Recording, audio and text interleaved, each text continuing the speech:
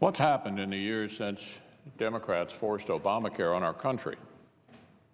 Health choices plummeted downward year after year after year. Health costs skyrocketed higher year after year. And what have Democrats who promised the opposite done all these years since? All these years since, as Republicans repeatedly warned we had to act before Obamacare hurt more Americans on its inevitable path to collapse, well, they've done basically nothing. They said we were exaggerating. They were wrong. They said things would get better. They got even worse. Rather than work with us to fix health care, they pretended things were fine while more Americans got hurt. So you can imagine my surprise when Democrats recently sent a letter that essentially conceded that the status quo of Obamacare is unsustainable. Was it because they actually wanted to work together on reform?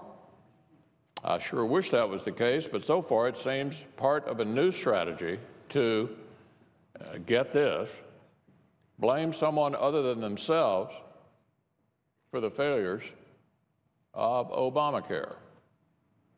Do they actually think anyone is going to buy this? Come on.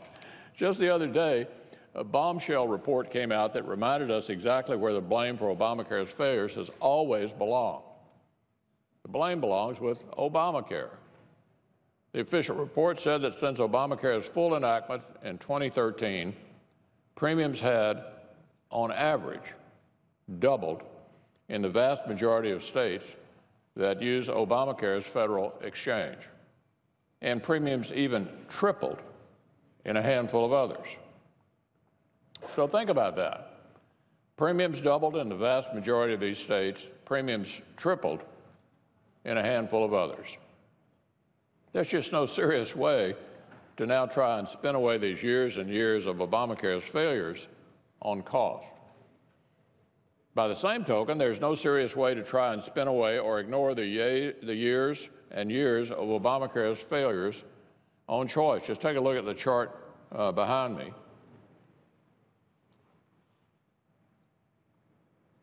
49% of the counties in my state have only one, just one, insurer. Half of the counties, one choice. And when you have one choice, you have no choice at all. And it's the latest in a long-term trend we've seen under Obamacare.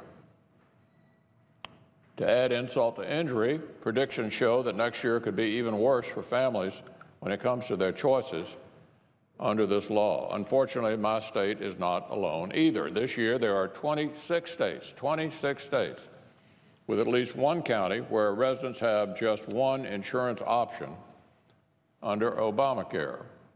That means millions of Americans living in more than 1,000 counties across our country really have no choice at all.